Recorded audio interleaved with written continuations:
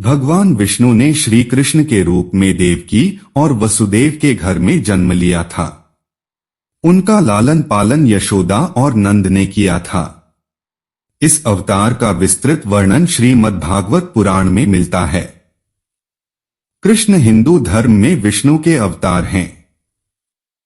हिंदू श्री कृष्ण को ईश्वर मानते हैं और उन पर अपार श्रद्धा रखते हैं।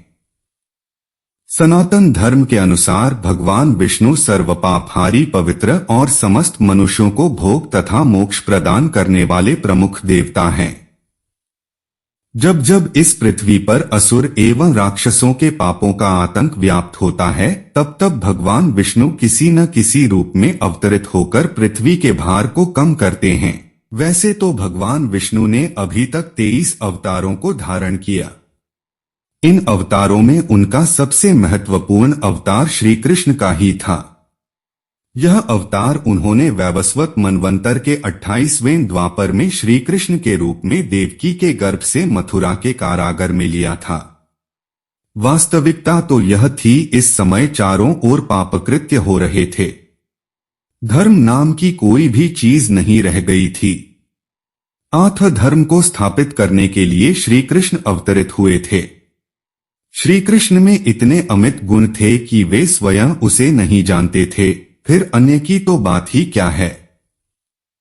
समस्त देवताओं में श्री कृष्ण ही ऐसे थे जो इस पृथ्वी पर 16 कलाओं से पूर्ण होकर अवतरित हुए थे। उन्होंने जो भी कार्य किया उसे अपना महत्वपूर्ण कर्म समझा। अपने कार्य की सिद्धि के लिए उन्होंने सामदान दंड भेद सभी का उपयोग किया, क्योंकि उनके अवतीर्ण होने का मात्र एक उद्देश्य था कि इस पृथ्वी को पापियों से मुक्त किया जाए। अपने इस उद्देश्य की पूर्ति के लिए उन्होंने जो भी उचित समझा वही किया। उन्होंने कर्म व्यवस्था को सर्वोपरि माना।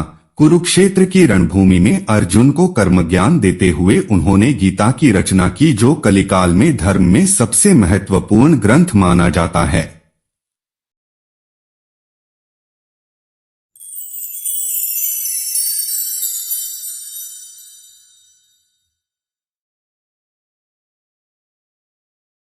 इसमें विष्णु जी भविष्य में कलियुग के अंत में आएंगे।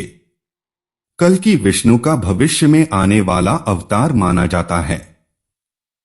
पुराण कथाओं के अनुसार कलियुग में पाप की सीमा पार होने पर विश्व में दुष्टों के संहार के लिए कल की अवतार प्रकट होगा। कल की अवतार कलियुग के अंत के लिए होगा।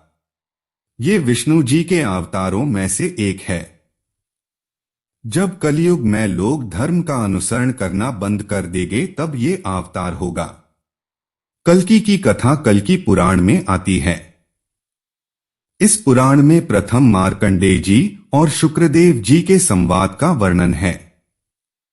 कलयुग का प्रारंभ हो चुका है, जिसके कारण पृथ्वी देवताओं के साथ विष्णु के सम्मुख जाकर उनसे अवतार की बात कहती है। भगवान विष्णु के अंश रूप में ही संभल गांव में कल्कि भगवान का जन्म होता है। उसके आगे कल्कि भगवान की दैवीय गतिविधियों का सुंदर वर्णन मन को बहुत सुंदर अनुभव कराता है। भगवान कल्कि विवाह के उद्देश्य से सिंहल द्वीप जाते हैं। वहां जल क्रीड़ा के दौरान राजकुमारी पद्मावती से परिचय होता है। देवी पद्मिनी का विवाह कल्कि भगवान के साथ ही होगा। अन्य कोई भी उसका पात्र नहीं होगा।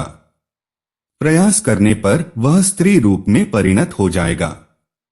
अंत में कल्कि व पद्मिनी का विवाह संपन्न हुआ और विवाह के पश्चात स्त्रीत्व को प्राप्त हुए राजगण पुनः पूर्व रूप में लौट आए। कल्कि भगवान पद्मिनी को साथ लेकर संभल गांव में लौट आए। विश्वकर्मा के द्वारा उसका अलौकिक तथा दिव्य नगरी के रूप में निर्माण हुआ। हरिद्वार में कल्कि जी ने मुनियों से मिलकर सूर्यवंश का और भगवान राम का चरित्र वर्णन किया। बाद में शशिध्वज का कल्कि से युद्ध और उन्हें अपने घर ले जाने का वर्णन है, जहां वह अपनी प्राणप्रिय पुत्री रमा का विवाह कल्कि भगवान से करते हैं। उसके बाद इसमें नारद जी, आगमन विष्णुयश का नारद जी से मोक्ष विषयक प्रश्न, रुक्मिणी व्रत का प्रसंग और अंत में लोक में सतयुग की स्थापना के प्रसंग को वर्णित किया गया है। वह सुखदेव जी की कथा का गान करते हैं। अंत में दैत्यों के गुरु शुक्राचार्य की पुत्री देवयानी और शर्मिष्ठा की कथा है। इस पुराण में मुनियों द्वारा कथित श्री भगवती गंगा स्तव का वर्णन भी किया गया है।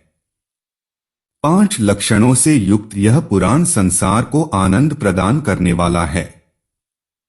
इसमें साक्षात विष्णु स्वरूप भगवान कल्कि के अत्यंत अद्भुत क्रियाकलापों का सुंदर व प्रभावपूर्ण चित्रण है। इसमें विष्णु जी भविष्य में कलियुग के अंत में आएंगे।